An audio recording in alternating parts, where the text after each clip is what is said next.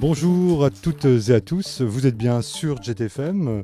On va passer une heure avec une association, un cercle nantais, le cercle nantais pour une constituante. On avait déjà sur cette antenne d'ailleurs dédié certains temps d'antenne, pas une heure entière, mais il est vrai que l'arrivée du 29 mai et le 10e anniversaire du traité constitutionnel européen, en tout cas du référendum portant ratification sur le TCE, nous a quelque part conduit à inviter certains membres du cercle nantais pour une constituante. Alors je vais saluer tout de suite, on est galant ici, Bernadette Briand, bonjour. Bonjour. Bonjour, partie prenante Bonjour. depuis longtemps de ce cercle nantais? Non, c'est la première année, mais je suis ravie, voilà. Je suis ravie d'avoir trouvé un espace de parole. Voilà, pour une constituante, on va le dire tout de suite, c'est-à-dire que c'est une association Ouais. qui milite, qui œuvre pour la mise en place d'une assemblée constituante. On verra ce que ça recouvre comme élément. Bonjour Patrick Lehebel. Bonjour. Bonjour, alors membre récent ou plus ancien que Bernadette? Non, à peu près du même ordre, peut-être un tout petit peu plus, 1 an et demi. Enfin, Très bien. Alors, évidemment, là aussi, on va avec vous deux et avec vous tous, on va en savoir un petit peu plus sur l'association et sur l'activité du Cercle Nantais. Bonjour, Denis Renaud. Bonjour. Bienvenue à vous tous d'ailleurs. Alors, la Merci. même question, jeune recrue du Cercle Nantais ou Depuis pas? septembre 2014, je crois, si ma mémoire est bonne. Très bien. Et puis, Loïc Gourdon, qu'on a déjà accueilli au micro. Bonjour, vous êtes le président du Cercle Nantais pour une Bonjour constituante. Pascal, eh bien oui, cette lourde charge m'a été assignée. Je plaisante. Voilà, donc je suis un des membres fondateurs de ce groupe, de ce cercle de Nantes pour la constituante. Qui date de 3-4 ans, 2011 je crois. 2011, c'est ça, oui. D'accord, voilà. Alors on verra tout à l'heure, comme je disais, quelles sont les activités précises du Cercle Nantais. Puis on va voir dans un cadre plus large quelles sont les activités de l'association pour une constituante au niveau national. Et puis parmi nous, mais qui ne prendra pas la parole, mais je salue Roland qui fait partie également de l'association pour une constituante. Cette émission est réalisée par Anne-Laure Lejeune qui nous a mis en relation avec le président national de l'association pour une constituante. J'ai nommé André Bellon qui doit nous entendre. Bonjour André. Bonjour, bonjour. Vous m'entendez bien? Oui, très bien. Voilà. Alors, vous êtes le président donc de cette association. Alors, juste pour vous situer, vous avez été député, président de la commission des affaires, des affaires étrangères de l'Assemblée nationale il y a quelque temps. Et puis, vous avez fondé cette association pour une constituante. Alors, peut-être pour commencer notre discussion, moi quand j'entends constituante, ça me ramène à la fin du 18e siècle, en des temps révolutionnaires. Évidemment, il s'agit de la même chose, l'Assemblée constituante telle qu'elle était à une époque qui a beaucoup secoué la France. C'est bien ça, la constituante, cette association, elle milite et elle œuvre pour retrouver finalement ce genre de structure et de représentation populaire. Alors, quand vous dites que ça a beaucoup secoué la France, moi j'aurais une tendance à dire que ça l'a beaucoup dynamisé à l'époque. Ça lui a donné une espèce d'élan qui a été perçu dans l'ensemble du monde et dont on parle encore aujourd'hui. Aller en Amérique latine, c'est extraordinaire l'impact qu'a encore la Révolution française là-bas. Donc, c'est une page d'histoire considérable. Alors, on va Il faut parler éventuellement, mais on n'en aura pas le temps aujourd'hui. Dans le siècle des Lumières, évidemment, il faudra faire toute une série d'émissions. Il y en a déjà eu sur d'autres antennes, bien sûr. Mais voilà, je voulais qu'on ait cette référence tout de suite. Moi, je voulais savoir, André Bellon, vous avez pris, c'est vous le créateur, le fondateur plutôt, de cette... D'abord, je ne suis pas le seul fondateur, voilà, mais il y en a d'autres, heureusement. Voilà, vous avez impulsé de façon déterminante comme cette Anne-Cécile Robert, par exemple, qui est vice-présidente et trésorière. Voilà, Anne-Cécile Robert, voilà, qui est aussi très à l'œuvre dans cette association. Mais je voulais juste savoir pourquoi vous avez créé cette association. Je crois que vous avez créé cette association il y a, un petit peu après 2005, d'ailleurs. Dites-nous tout. Écoutez, nous l'avons créé dans la foulée du référendum du 29 avril 2005, c'est-à-dire le référendum où le peuple français a dit non à un traité qui était le traité constitutionnel européen. Voilà.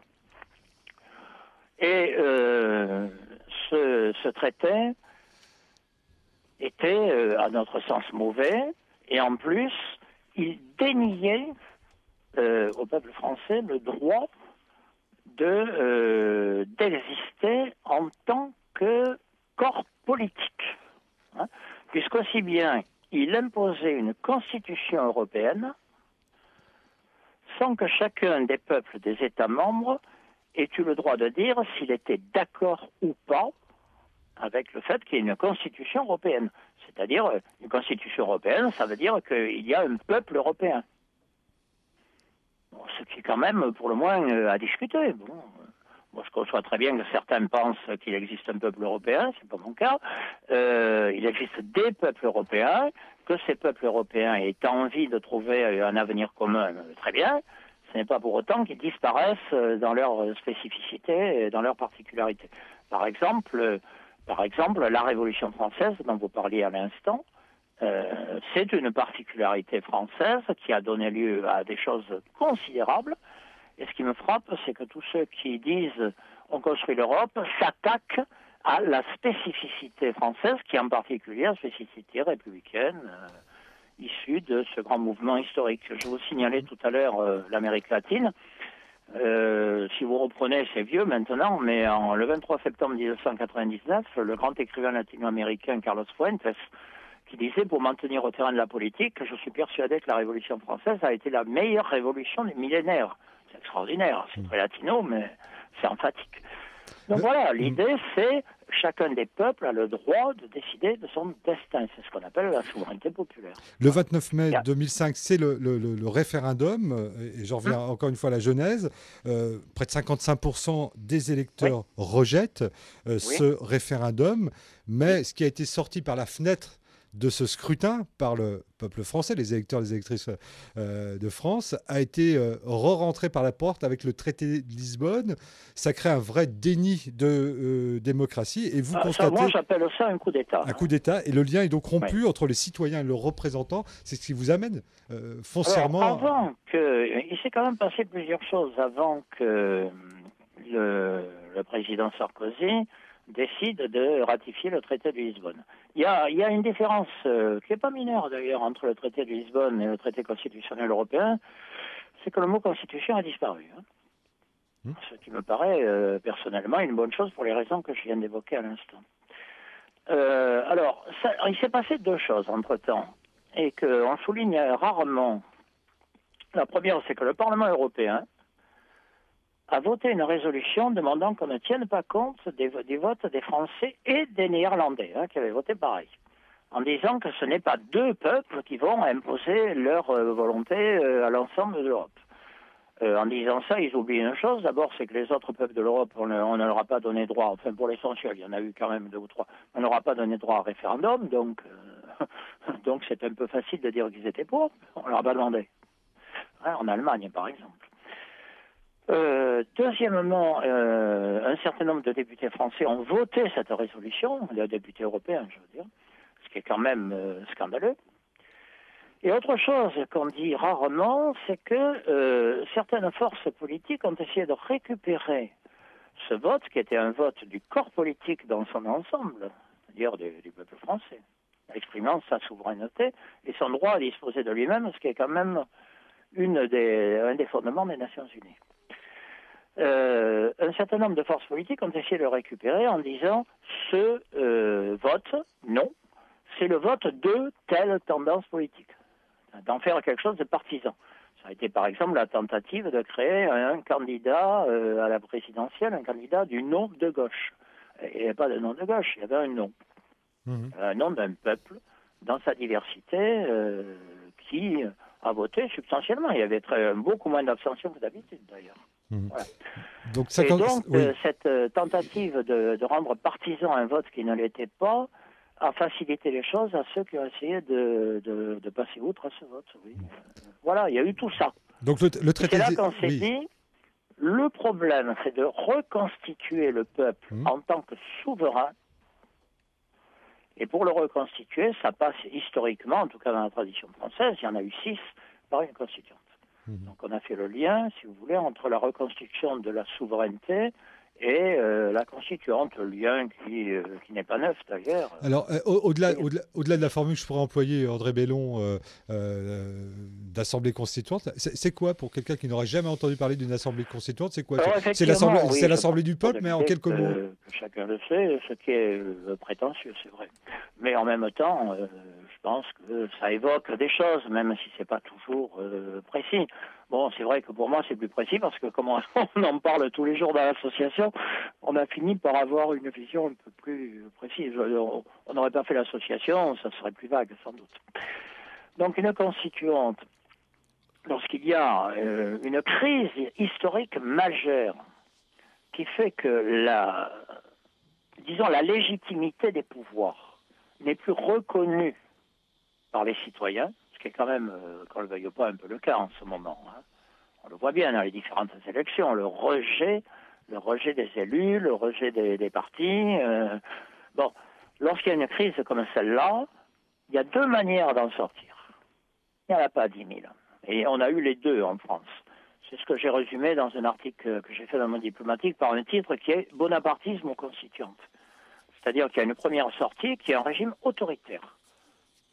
C'est en France le bonapartisme, Napoléon Ier, Napoléon III, ou d'une certaine façon Vichy, mais enfin c'est un peu différent parce qu'il y avait l'occupation. Donc il y a cette formule, un régime autoritaire qui dit maintenant rassemblement, on ne discute plus, on va vous dire ce qu'il faut faire. Et puis il y a la formule démocratique, rassembleuse, et à mon sens la formule pacifique, qui est la constituante, c'est-à-dire on élit au suffrage universel des gens qui vont être des députés pour cette assemblée, et à mon sens, mais ça peut être un débat, uniquement pour cette assemblée, c'est-à-dire que je considère qu'ils ne doivent pas être élus avant, ils ne doivent pas être élus après. Mmh. Voilà, uniquement pour ça. Et on définit soi-même les règles du jeu. Le temps passe très vite, André Bellon. C'est eux qui définissent les nouvelles règles de la vie politique. Alors, donc il faut, par le fait même, puisque les règles de la vie politique, ça s'appelle une constitution. Hein. D'où le mot constituante. Voilà, donc, et on sait qu'il y a des constituantes, là, en 2015, on parle, qui ont vu le jour en Amérique du Sud, Alors, dans le nord de l'Europe. Depuis quelques années, hein, dans des endroits d'ailleurs auxquels on ne penserait pas a priori, par exemple le canton de Genève. Oui. Il y en a eu une en Islande, bon, qui n'a pas... qui a eu un aboutissement sur lequel on peut porter des jugements divers, mais enfin qui a existé, qui à mon sens a eu un effet. Il y en a eu pas mal en Amérique latine, effectivement, puis il y en a dans d'autres pays. Il y en avait une en prévision au Népal, mais enfin, je crois qu'en ce moment, malheureusement... Il y a d'autres préoccupations, effectivement. Il y en avait en Tanzanie, me semble-t-il. Il y en a en Tunisie. Ouais, donc voilà, c'est un outil moderne. André Bellon, je rappelle qu'on est toujours avec André Bellon, le président de l'association Pour une Constituante, et qu'on dédie toute cette heure de radio à cette association Pour une Constituante, avec les représentants du cercle nantais de la Constituante, Pour une Constituante. André, on vous retrouve dans un instant. On va faire une transition avec quelques notes de musique, et on va un petit peu davantage savoir ce que fait un cercle local, nantais en l'occurrence, quel sujet l'intéresse en dehors de ce projet fondamental de remettre sur pied une assemblée constituante. De quoi parle-t-on dans un cercle nantais? C'est ce qu'on va voir avec nos invités après ces quelques notes de musique.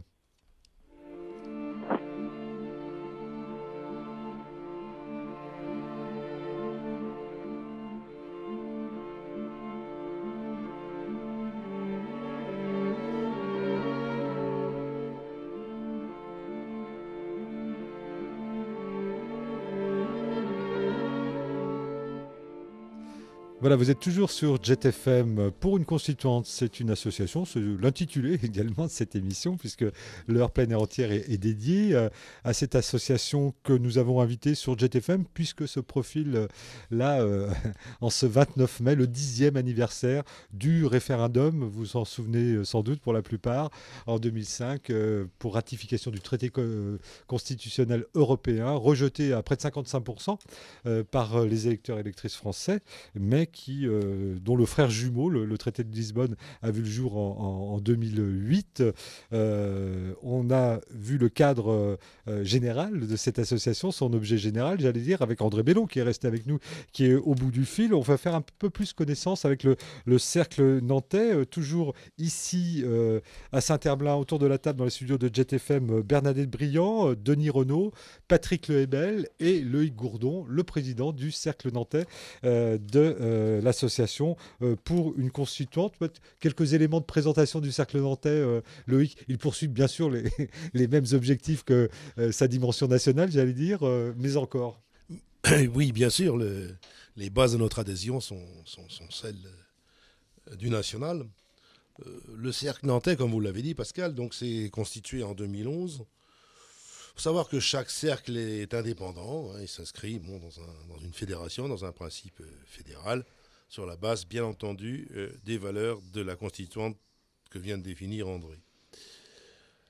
Nous nous réunissons régulièrement et notre quotidien, si je peux dire, eh bien, c'est la réflexion sur la dérive des institutions.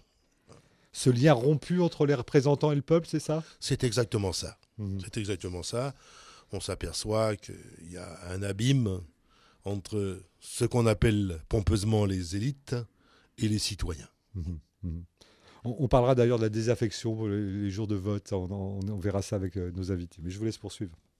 Oui, alors que faisons-nous Alors de quoi parlez-vous, outre ce projet de remettre sur pied une assemblée constituante, de quoi parlons? On parle de politique, on parle de faits de société, on parle de fin de vie, on parle du TAFTA, je crois. Hein. Voilà, oui, on parle de tout ce tout ce que vous venez d'évoquer.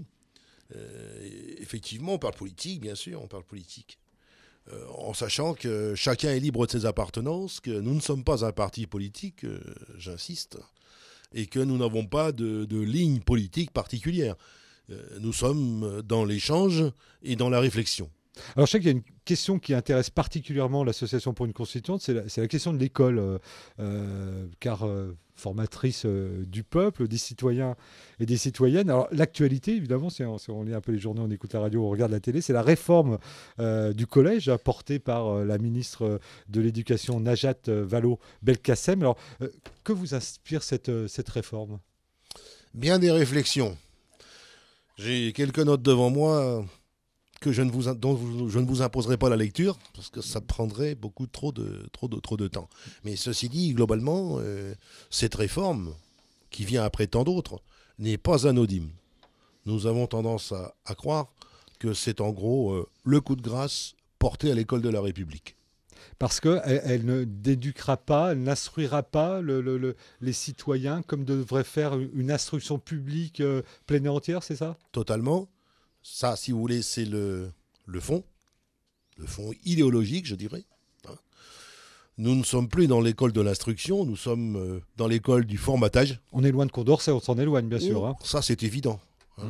On est plus près de Stiglitz que de Condorcet. Je veux dire par là que toutes les normes du néolibéralisme sont entrées dans l'école, y compris dans son fonctionnement.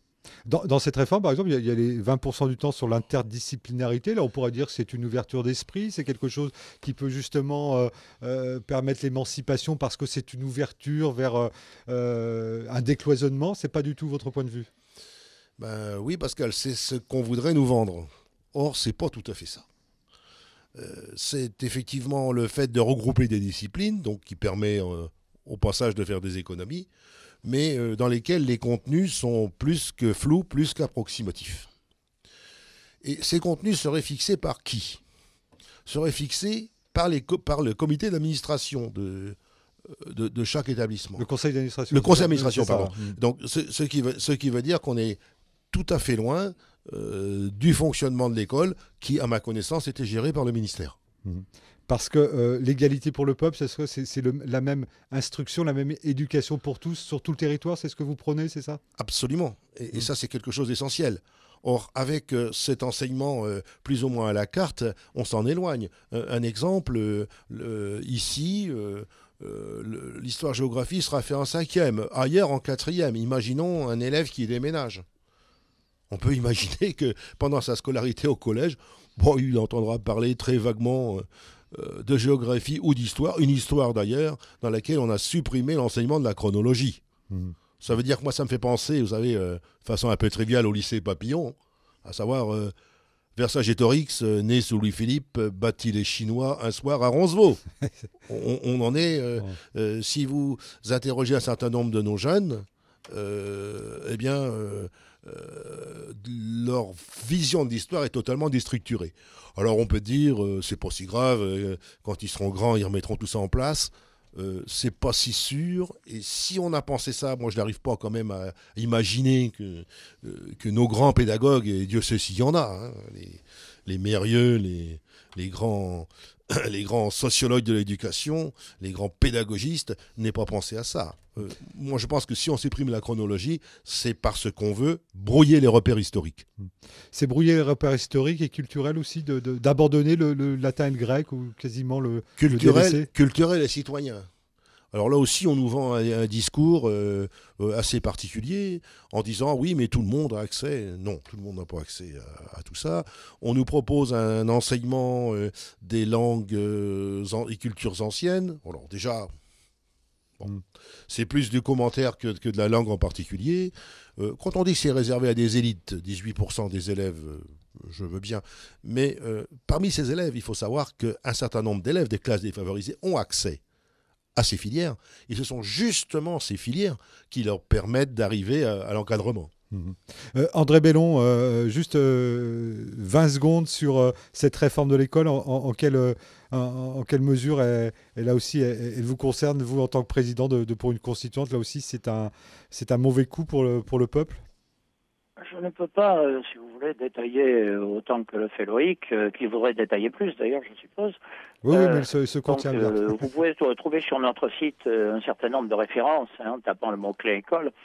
Moi, je dirais simplement, je crois qu'on a oublié et qu'on oublie de plus en plus que l'école, bien sûr, ça sert à former, bien sûr, mais ça sert aussi à créer des citoyens.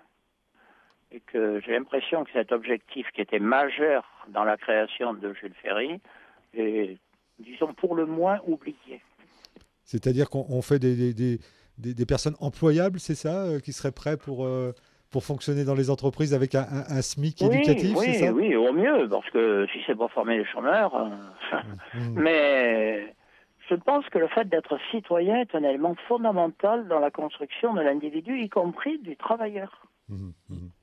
Alors, je reviens à Loïc quelques secondes et puis après, je vais faire tourner la parole. Autre constat que vous faites également au sein du Cercle Nantais, en tout cas, et je crois que le constat est un peu plus général pour l'ensemble de l'association pour une constituante, c'est actuellement, et là je colle aussi à l'actualité, à l'ambiance actuelle, c'est une sorte de durcissement du pouvoir avec des lois qui seraient liberticides. Je pense aux lois sur le renseignement, peut-être qui concernent un peu plus les journalistes, sur le secret des sources.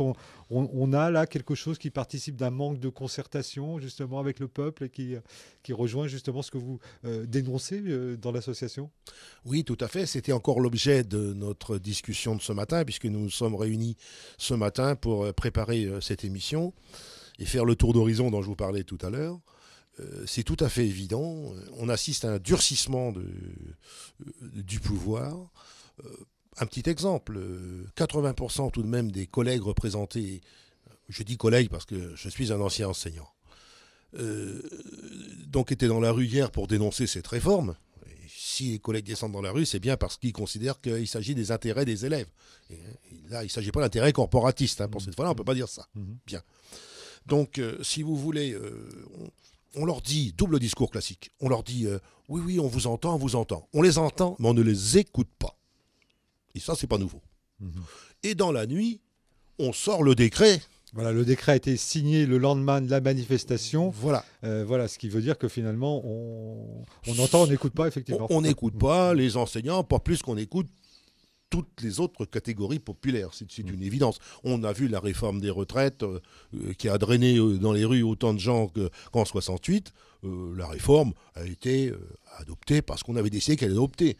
C'est un peu comme la démocratie participative, où on a le droit de décider de quelle couleur les portes bleues seront peintes, bleu ciel ou bleu azur. Donc on ne fait pas participer aux décisions importantes et fondamentales le peuple, mais on donne on lui donne miettes, des hochets, des hochets. disait Napoléon, des gadgets, mais de décisions véritables, de participation à des décisions que nenni.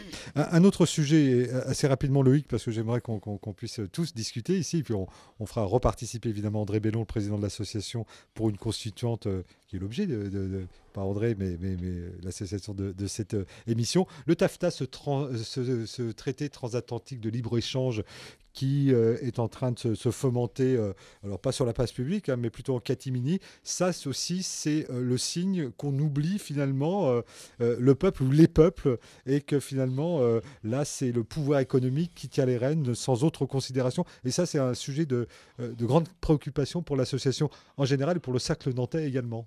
Bien sûr. Je parlais tout à l'heure du pilotage de l'éducation nationale qui a totalement changé en fonction de critères libéraux. Eh bien, le TAFTA, c'est exactement la même chose, mais cette fois-ci en termes de critères juridiques. C'est-à-dire que par rapport à des juridictions nationales, on passe à des tribunaux privés, à des tribunaux arbitraux. C'est ça, si le droit d'un pays entrave la bonne marche d'une entreprise, eh bien cette entreprise pourra se retourner contre l'État via un arbitrage justement contre l'État. Et voilà. Et il y a déjà eu des condamnations d'État d'ailleurs. Donc dans le fond, le néolibéralisme, c'est ça. Ça veut dire réduire les États à ses fonctions régaliennes. C'est-à-dire que quand les peuples ne sont pas trop en colère, il faut bien leur donner un peu de matraque en un premier temps pour les calmer. Mais pour le reste, ce sont les multinationales et la finance qui décident. Patrick Lehebel est un de nos invités.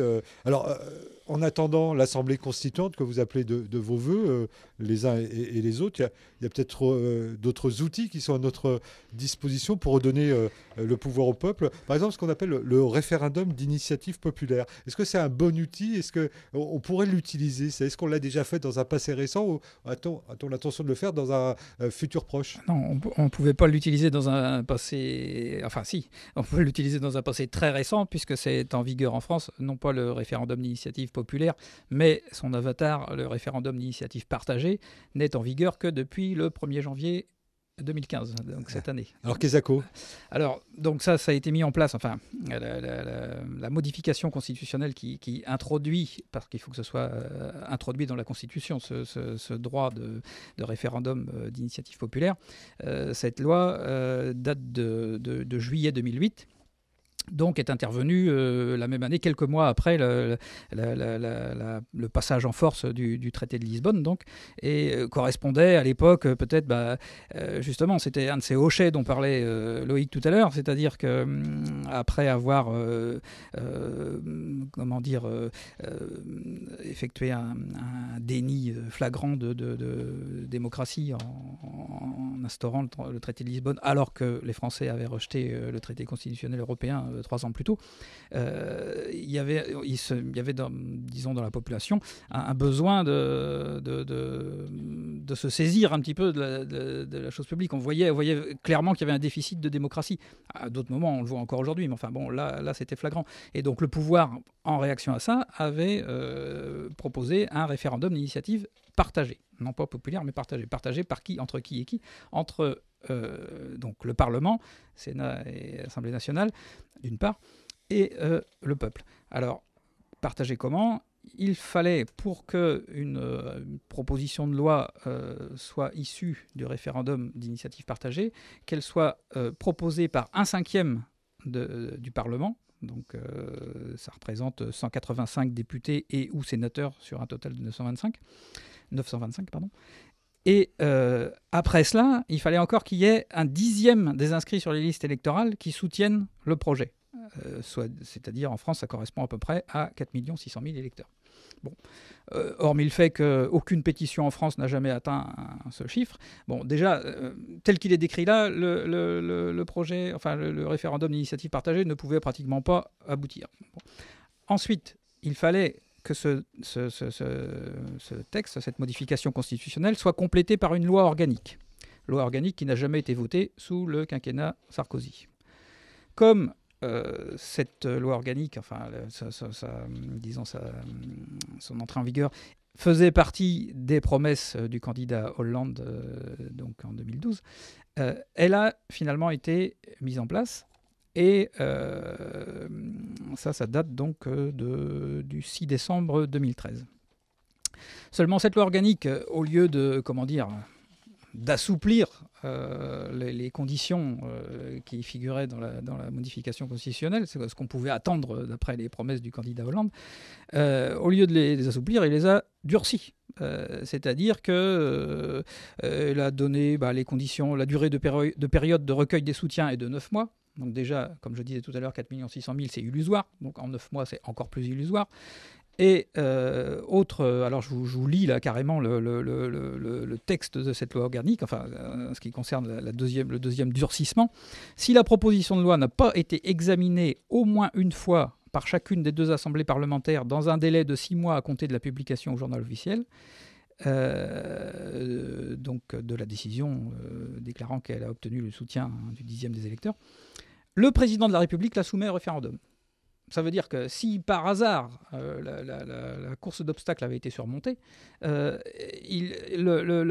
gouvernement et donc le Parlement auraient encore 6 mois pour étudier lui-même la proposition, au pire la refuser. Ouais. Donc on crée toutes les conditions pour que finalement ça ne voit pas le jour. Voilà, ça ne verra pas le jour. Donc résultat des courses, en fait pourquoi j'avais fait cette petite enquête, c'était justement pour chercher, à l'époque je cherchais des solutions, parce que André Bellon tout à l'heure nous a parlé de la façon dont serait élue une constituante au suffrage universel, etc., avec peut-être des députés qui seraient là que pour une constituante. Bon, c'est bien, mais comment ? Qui va la mettre en place ? Je veux dire, on ne peut pas compter sur le pouvoir en place, qu'il soit socialiste ou UMP, républicain, appelez-le comme vous voulez. Oui, c'est un autre débat. Oui, d'accord. Enfin bref, on ne peut pas compter sur ces gens-là pour mettre en place une constitution qui les disqualifierait. Donc comment mettre en place ce dispositif ? En tout cas, visiblement, ça ne peut pas être par le référendum d'initiative partagée ou populaire. Voilà, on voit que ce n'est pas très incitatif, effectivement. Non, c'est le moins qu'on puisse dire. André Bellon, quelques mots sur ce qui vient d'être dit, si vous nous avez bien entendu. Oui, bon, je pense que, si je résumais rapidement, je pense que cette proposition de référendum d'initiative partagée ressemble étrangement à une arnaque. Mais je fais remarquer, par contre, sur l'élection de la constituante, ça c'est un débat tout à fait important, effectivement. Je ne pense pas que le régime tel qu'il est va spontanément dire on va faire une constituante. Bon. Mais je pense qu'il est conscient qu'il y a un problème. La preuve, c'est le nombre de groupes, de commissions, par exemple auprès du président de l'Assemblée nationale, Claude Barthelone, qui a fait un groupe sur les institutions. Ils sentent bien qu'il y a un problème. Ils essaient de le contourner en conservant la maîtrise du truc. Mais l'histoire prouve que des fois on impose les choses parce qu'elles s'imposent, tout simplement.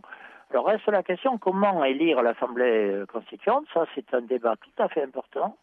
Et si vous allez sur notre site, vous verrez que nous avons demandé aux cercles de réfléchir et pas mal de cercles ont donné leur solution sur la méthode d'élection des constituants de manière à ce que ce soit le plus représentatif possible du peuple. Et le site, c'est www. Fondamental. Je donne juste l'adresse du site, c'est www.pouruneconstituante.fr. André, on vous retrouve dans quelques secondes. J'avais une question. On est toujours avec les membres du cercle nantais de l'association Pour une constituante, et puis c'est la voix d'André Bellon, le président national qu'on entendait à l'instant. Mais je vais m'adresser maintenant à Denis Renaud du cercle nantais. On va continuer justement sur ces questions d'élection. Depuis 40 ans, nous disent les observateurs, et on peut constater ça depuis cette période ou un peu moins, mais que l'abstention est en hausse constante en France, ça c'est un fait avéré. Alors est-ce que c'est le signe, ça, ou la marque d'un désintérêt populaire pour la chose publique, ou est-ce que c'est la conséquence d'un ressentiment populaire qui se sentirait floué car peu ou mal représenté, ou sur le registre tous pourris? Qu'est-ce qui se passe, ça? Pourquoi? Est-ce que là aussi c'est un signe que le lien est rompu avec les élites qui nous représentent? Alors c'est un signe très, très important à prendre en considération. Il y a des pays, surtout en Amérique du Nord, États-Unis, Canada, où il est de bon ton de dire qu'une forte abstention, c'est le signe d'une démocratie apaisée. Ça peut déjà se discuter pour ces pays-là, mais je ne crois pas que ce soit une analyse pertinente pour la France, qui passe d'ailleurs pour être un des peuples les plus politiques, peut-être en raison de son histoire, de la Révolution française, le plus politique qui soit, le plus intéressé. Et on voit que, à diverses occasions, les Français se mobilisent. Ce fut le cas d'ailleurs en 2005 pour le fameux TCE, parce que contrairement à ce qui a été dit, les citoyens n'ont pas voté par réaction, par rejet de Chirac ou autre pulsion comme ça, un peu irraisonnée, mais il y a eu énormément d'assemblées, de débats, de documentation. Comme c'était déjà à l'Internet, beaucoup ont lu, ou en partie, le fameux traité constitutionnel. Ils en ont vu ils ont été frappés de stupeur par tous ces aspects absolument contraires à tous les principes du droit des peuples à disposer d'eux-mêmes. Et donc, pour ce qui est de l'abstention, qui effectivement, d'élection en élection, devient alarmante, abyssale, il s'agit d'un baromètre très grave à prendre en considération, car en France et dans beaucoup de pays, c'est quand même un baromètre de la légitimité des élus. Et le problème, c'est les élus représentent-ils leurs mandants? Voilà, maintenant, on a des gens, des élus, quelle que soit l'échelle territoriale, qui peuvent être élus avec 20% des inscrits. Et ça fait perdre aussi, quand on donne les chiffres, les statistiques des résultats d'élections, ça fait perdre aussi beaucoup de ce qu'il en apparaît, puisqu'il faudrait le réduire à leur véritable dimension. Et alors, des intérêts, donc, je ne crois pas, au contraire, mais je pense que c'est le signe d'une crise grave, et moi je dirais même presque d'une nécrose à la fois des institutions et de la classe politique. André Bellon, vous faites vôtre ce terme très fort de nécrose. Je ne peux que partager ce qui a été dit. La seule chose que je pourrais faire, c'est de rajouter des éléments, mais dans le même sens. Si vous permettez, j'en rajouterai un, il va tout à fait dans le même sens. C'est cette extraordinaire inversion des responsabilités qui fait que depuis année après année, c'est de plus en plus les élus qui jugent les électeurs, alors que quand même en démocratie, c'est les électeurs qui doivent juger les élus. Au point où on en arrive à dire, comme ils votent mal, on va les obliger à voter. En fait, c'est absolument ahurissant. Alors c'est un projet de loi notamment porté par François de Rugy, un député de Loire-Atlantique. Bonjour le progrès et la démocratie, vu par lui.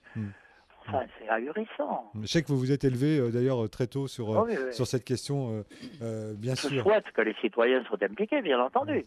Et je souhaite que le plus possible, ils votent. Mais en même temps, s'ils ne votent pas, c'est parce qu'il y a des raisons.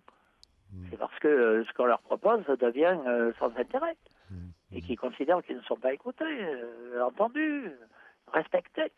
Donc, arrêtons. L'élu n'a pas à juger les électeurs, de toute façon. L'élu, il se soumet aux électeurs. C'est tout. Cette abstention, Denis Renaud, on la connaîtra, elle grossira tant que, effectivement, un pouvoir, j'allais dire, réel ne sera pas redonné au peuple. Alors là, enfin, en entendant André Le Gourdon nous parlait de la démocratie participative qu'il fustigeait tout à l'heure. Voilà, il faut redonner vraiment le pouvoir au peuple. Voilà. C'est ça. Oui, la démocratie, c'est le pouvoir du peuple, par le peuple, pour le peuple, et la République, c'est le peuple souverain. Donc elle ne doit pas être adjectivée. Voilà. Et en entendant André Bellon, j'avais pensé à Bertolt Brecht en disant, j'ai vu la phrase là, si le peuple n'est pas digne de son gouvernement, il faut changer le peuple, en élire un autre. Ça sera, on arrivera à ce genre d'esprit. C'est un autre projet. Mais je voudrais dire que à la fois donc le fait que il y a eu ce fameux référendum qui a été, comme disait André Bellon, c'était un coup d'État sur le plan politique, puisque on a délégitimé complètement le vote populaire, mais aussi le fait que les groupes politiques, enfin ce qui s'appelait avant la droite et la gauche, la différence n'est plus visible, n'est plus sensible. C'est ce qui brouille beaucoup d'ailleurs la perception par les électeurs, voilà. Ce qui les éloigne des urnes, bien sûr. Ce qui les éloigne des urnes. Et donc une sorte de dépossession de la citoyenneté, où finalement les citoyens ne peuvent plus avoir un levier sur ce qui les concerne. Et on est en train de faire ce que une politique, comme disait le poète Paul Valéry, la politique, l'art d'empêcher les gens de s'occuper de ce qui les concerne, quoi. Et là, on est en plein dedans en ce moment. Une voix qu'on n'a pas entendue encore, c'est celle de Bernadette Briand. On va rester peut-être dans les élections. Il y a un parti, évidemment, qu'on entend beaucoup plus, dont on entend beaucoup plus parler qu'il y a 30 ans ou 40 ans, même si ces scores n'explosent pas. C'est, contrairement à ce qui peut être dit ou écrit dans la presse, c'est le Front National, hein, qui n'est pas, voilà, évidemment, on n'est plus du temps du PFN, du Parti des Forces Nouvelles du père Le Pen, mais quand même, voilà, c'est conséquent, qui vote plutôt, qui prône plutôt l'exclusion. La constituante, c'est peut-être ce qui vous a séduit, Bernadette, c'est que finalement, en son sein, elle accueille tous ceux qui veulent être français, enfin veulent se sentent participants au peuple français. C'est ça la différence. Ah, voilà, complètement. Alors, la constituante, nous, on accueille vraiment tout le monde. Tous les gens qui s'intéressent vraiment à la vie de la nation, la vie de la citoyenneté, et tout le monde dans son sein, sans faire de tri, tous les citoyens sans discrimination, sans problème d'origine ni de niveau social. Nous sommes vraiment volontairement ouverts et délibérément ouverts à tout le monde. On pourrait dire que tous les partis disent ça presque, hein, finalement, mais ils ne le font pas. Ils ne le font pas. Mais nous, vraiment, on est un groupe qui accueillons la parole de chacun et dans le respect de tous. Voilà. Patrick Lebel. Oui, j'ajouterais bien quelque chose. On est même ouvert au Front National. Ah, oui. Non, je veux dire par là que c'est la principale victime du déficit de représentation, de représentativité, en tout cas, de l'Assemblée nationale. Vous voulez parler de la proportionnelle ou des choses oui. Je veux dire qu'avec, je ne sais pas moi, mon 20-30% des voix, allez, on va dire dans une fourchette se situant entre 20 et 30% des voix des électeurs, ils ont actuellement, je crois, 2 députés, 3. Hein, donc voilà, donc à la limite, ils devraient aussi rejoindre nos rangs. André Bellon, là, sur ce qui vient d'être dit, j'imagine que ça vous fait réagir. Écoutez, je vous disais au début, alors évidemment, je retombe sur mes pattes en disant ça. Et que moi, un peu un slogan que j'utilise souvent, c'est donc le titre de mon article, le bonapartisme constituante. Quelque part, le Front National représente la première option bonapartiste. C'est-à-dire qu'au-delà des questions immigrés, xénophobie, etc., il est dans l'option autoritaire. C'est sa nature.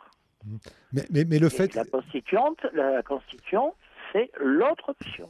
C'est l'option souveraineté populaire, démocratie. C'est-à-dire la sortie pacifique, rassembleuse et démocratique de la crise profonde qu'on traverse. Crise économique et sociale, ça va de soi. Crise politique, ça va de soi. Crise morale aussi, d'une certaine façon. La constituante, c'est la manière de recréer le peuple sur cette base démocratique. Bernadette, je vous donnais la parole juste tout à l'heure, avant les interventions, mais tout le monde est évidemment invité à venir se mêler à la discussion. Vous avez rejoint, vous nous disiez, il y a quelques mois, le Cercle Nantais pour une constituante. Qu'est-ce que vous y cherchez, vous, personnellement, finalement, dans ce cercle? Quel sujet? Est-ce que c'est l'école? Est-ce que c'est TAFTA? Est-ce que c'est la question des participations aux élections? Qu'est-ce qui vous touche le plus dans cette association que vous n'avez pas trouvé ailleurs, finalement? Moi, ce qui me touche le plus, c'est que moi, j'ai un ressenti au niveau professionnel, qui est l'école, le milieu de l'école. Vous enseignez en primaire, c'est ça? Moi, j'enseigne à l'école primaire. Je suis prof des écoles primaires, tout simplement. Et donc, ce que disait Loïc Gourdon tout à l'heure, évidemment, vous parlez particulièrement? Oui, c'est ça. Et donc, on ressent vraiment une sorte de matraquage de programme, disons qu'un lieu de vie où, en tant que professionnel, on ne peut pas exercer notre métier comme on le voudrait. Disons qu'on ne peut pas servir, l'enfant, l'aider à s'épanouir, à se structurer, etc. Ça devient un espace où on étouffe complètement. Voilà, c'est vraiment le mot. Je trouve que d'une façon générale, on est assez dans l'étouffement, le matraquage des lois, etc. Et que donc la constituante me paraît un espace où on pourra s'exprimer, dire quelque chose et trouver surtout un groupe solidaire, c'est ça, qui pourrait... où on a l'espoir que ça va aboutir à quelque chose. Mais moi, je pense, j'entends des choses et ça me fait plaisir, quoi. C'est ça, André Bellon, le pourquoi vous avez créé, vous, avec d'autres, avec Anne-Cécile Robert et je pense à d'autres chevilles ouvrières, cette association. Ça vous va, les propos de Bernadette Briand à l'instant? Fondamentalement, la constituante, c'est un symbole. Hein. Mais plus important que la constituante elle-même, c'est le cheminement qui y mène. Et ce cheminement, c'est la reconstitution du peuple. D'ailleurs, soit dit en passant, quand on parle du peuple, ça veut dire ses problèmes, ses difficultés, son vécu. Il y a une chose dont on n'a pas parlé, ça serait fâcheux qu'on n'ait pas prononcé le mot, et qu'une chose une chose à laquelle tous les cercles sont attachés, c'est la collecte des cahiers de doléances. C'est-à-dire le lien entre la citoyenneté et les problèmes vécus des citoyens. Donc, ça fait bien le lien entre la question sociale et la question politique. Ouais.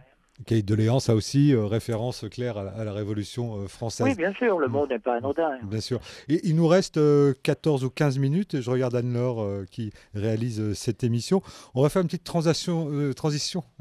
Pas transaction, hein, ça c'est un absolu. C'est un gros mot, Pascal. Exactement. Une transition musicale. On va écouter Arnaud, évidemment, c'est un Européen. Hein, il nous chante putain, putain, et ça parle des Européens. On va écouter une partie de cette chanson que j'aime particulièrement bien. Et puis on parlera, André Bellon, particulièrement avec vous, du 29 mai 2015, 10e anniversaire de ce traité constitutionnel européen rejeté à près de 55% par les Français. On écoute Arnaud, on est toujours sur JTFM.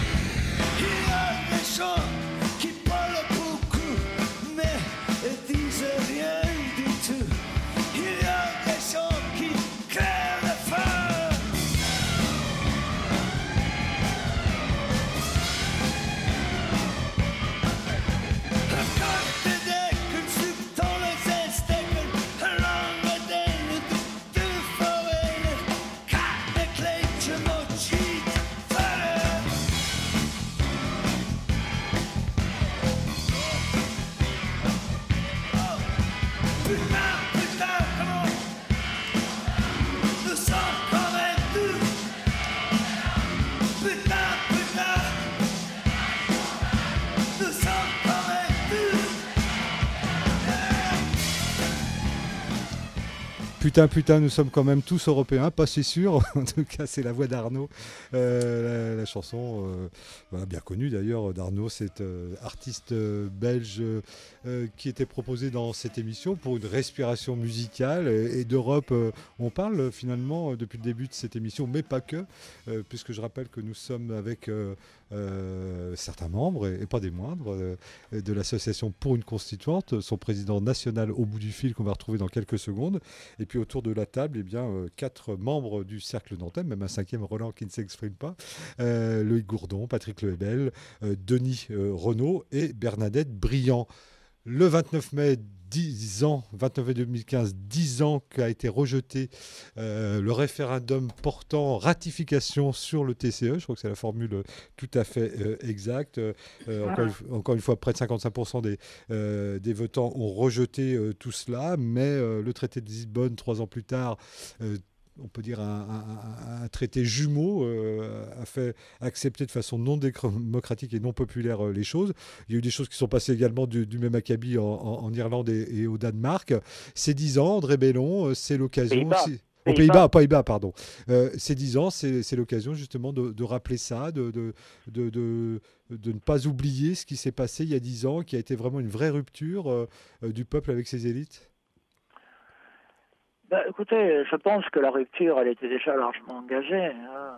Cela étant, là, ça a été la signature de l'acte de décès, si je peux dire. Voilà, je reviens quand même sur la chanson « Putain, nous sommes tous européens ». Oui.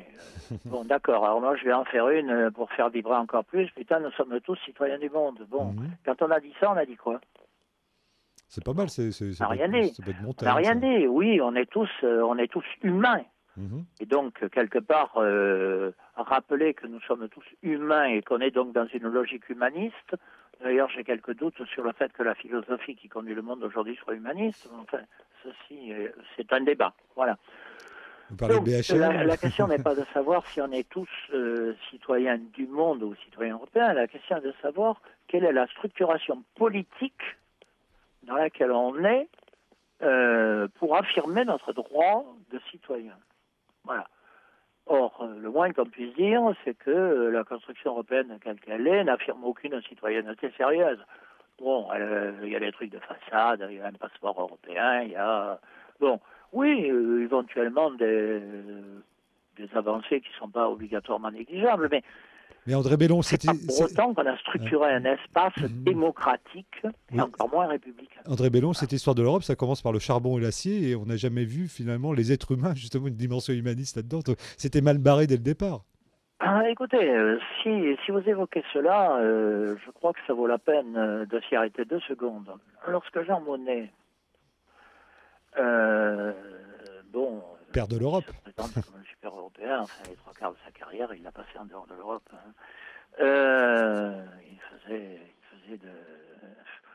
du commerce d'alcool à Saint-Pierre-et-Miquelon dans les années 20-30. Bon. Donc, le problème, c'est que lorsqu'il a créé la communauté charbon-acier, justement, il a réuni tous ces hauts fonctionnaires, enfin, ce qu'on appellerait aujourd'hui les technocrates, le mot n'était pas à la mode à l'époque, et il leur a tenu un discours qui était en gros celui-ci. Vous êtes compétents, vous êtes experts, vous ne dépendez de personne, et personne n'a le droit de regard sur votre travail. Ça veut dire en termes clairs que la démocratie, ce n'était pas vraiment son problème. Le problème, c'était la technicité. Voilà. Et je crois que l'acte d'origine de l'Union européenne, c'est ça, c'est-à-dire les compétences techniques. Or, toute construction humaine est un peu dépendante de son acte de baptême. Et quelque part, on l'a encore, d'ailleurs, Juncker est particulièrement révélateur de ce type de pensée. Alors, est-ce qu'on peut transformer quelque chose qui a été bâti sur une base pareille en quelque chose de tout à fait différent ? Si je reprends la formule de Anne-Cécile Robert, est-ce qu'on peut faire un grille-pain avec un hélicoptère ou l'inverse ? J'y crois pas beaucoup, mais en tout cas, on va voir. Ce qu'il y a de sûr, c'est que je pense que pour que une construction européenne, d'ailleurs, je ne sais même pas ce que c'est en termes géographiques, parce que comme ça change tout le temps, il y a toujours de nouveaux États. On est européen, ce qui n'était pas la veille. Enfin, bon.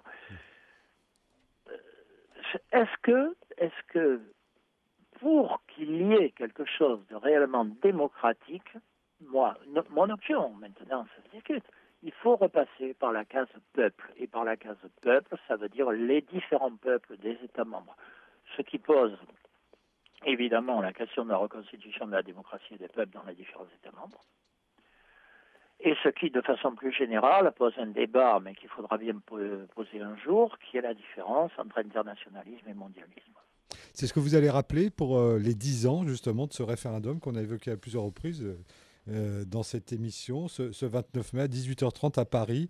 Ce sera dans le Jardin des Tuileries. Vous commémorez chaque année On fait ça, effectivement, depuis les traités dont nous parlons. On le fait. Alors pourquoi dans le Jardin des Tuileries? Oui, c'est question que j'allais vous poser. Quelqu'un m'a dit un jour, c'était merveilleux ça. Quelqu'un m'a dit un jour, je ne manifeste pas dans les quartiers chics. Alors je lui ai répondu, je vais demander à la Convention qui a créé la République en 1792 de changer son lieu de réunion. C'est ça, il y a une plaque qui commémore. Parce que nous nous réunissons à côté de la plaque qui marque l'endroit où a été proclamée la République le 21 septembre 1792. C'est là qu'il y avait le palais des Tuileries dans lequel se réunissait la Convention, qui se réunissait dans la salle du manège. Voilà. Il était exactement là. Voilà. Donc on le fait symboliquement à cet endroit-là. Je crois que c'est un symbole qui en vaut beaucoup d'autres. Voilà. Oui, tout ça. Et il y a le lien, si vous voulez, entre la création de la République, le déni de démocratie et la manière dont a été bafouée la souveraineté populaire, qui est le fondement même de l'idée républicaine, et la Constitution, parce que c'est bien à ce moment-là qu'émerge l'idée du suffrage universel, le principe. Alors qu'ensuite, il sera plus ou moins bien mis en œuvre, c'est une question importante, mais le principe en est issu de ce moment-là, c'est-à-dire du renversement de la monarchie le 21 septembre 1792. Voilà. Alors bon, on se réunit là pour ça. Je crois que c'est un symbole qui en vaut beaucoup d'autres, et donc voilà, on le fait à cet endroit-là. Alors, dernière chose, André Bellon, en vous remerciant beaucoup d'avoir été disponible pendant toute cette émission. On pourrait se référer à... vous avez commis quelques ouvrages. Ceci n'est pas une dictature est un de vos ouvrages. On pourra y faire référence. Oui, et puis puisqu'on parlait de mondialisation, j'en ai fait un qui s'appelle « Pourquoi je ne suis pas altermondialiste ». C'est-à-dire, je positionne comme anti-mondialiste, ce qui ne veut pas dire le repli sur la nation étriquée, non. Qui est l'idée... internationalisme contre mondialisme. C'est pas tout à fait la même chose. De ce point de vue, moi je me rapproche plus de la pensée de Jaurès que de celle de M. Juncker. Oui, d'accord. Jaurès, c'est pas une mauvaise référence, Jaurès. Et puis parmi les adhérents à l'association, quelqu'un qu'on a croisé il y a plus de 10 ans ici à JTFM et à Nantes, c'est Raoul Marc Génard, qui est docteur en sciences politiques, qu'on aurait dû avoir, mais qui est en déplacement à l'étranger, qui a écrit quelques ouvrages de référence sur la question. Europe, la trahison des élites, c'est en 2004, ou encore Quelle Europe après le non. Voilà, et c'est quelqu'un que... Raoul Marc Génard sera aux Tuileries. Sera aux Tuileries. D'accord. Le 29 mai. Le 29 mai, donc. Merci beaucoup, André Bellon, d'avoir été disponible. Voilà, puis au plaisir de vous recevoir ou discuter avec vous autour d'un micro. Merci à tous, et puis un grand merci à mes amis de Nantes. Très bien. Je transmets d'ailleurs, peut-être que Loïc Gourdon peut vous dire bonjour d'ailleurs au micro à l'antenne directement. Oui, eh bien, mon cher André, je t'apporte mes salutations les plus fraternelles de notre cercle de Nantes. Et voilà, et de la part de tout le monde. Fais la bise à tous nos amis. Je n'y manquerai pas. Voilà, merci André Bellon, donc le président de l'association Pour une Constituante qui était depuis Paris au téléphone. Merci beaucoup de vos interventions. Merci Patrick, merci beaucoup. Merci à Bernadette Briand également, à Denis Renaud, Loïc Gourdon, président du Cercle Nantais Pour une Constituante. Alors, je vous laisse le mot de la fin. J'imagine que vous appelez toutes celles et ceux qui veulent venir rejoindre justement sur ce projet de constituante le Cercle Nantais à le faire. Et comment le fait-on d'ailleurs ? Bien, j'espère que nous avons été convaincants et que nous avons suscité des vocations. Si vous voulez nous rejoindre, vous pouvez bien sûr consulter le site national pour une constituante tout attaché.fr. Et si vous voulez nous écrire plus particulièrement, pour une constituante tout attaché aussi .fr @gmail.com. Merci beaucoup à vous quatre et à vous cinq. J'inclus André Bellon dans les remerciements. On suivra, nous, l'évolution de ce cercle nantais, de l'association plus largement, voilà, dans cette défense de ce projet pour une assemblée constituante. Voilà, comme il y en a des ailleurs. On l'a dit. Merci à toi, Pascal, d'avoir reçu des propos qui ne vont pas dans la pensée unique. Merci. À bientôt, je l'espère. À bientôt et merci à Anne-Laure Lejeune qui a réalisé cette émission. Au revoir. Au revoir.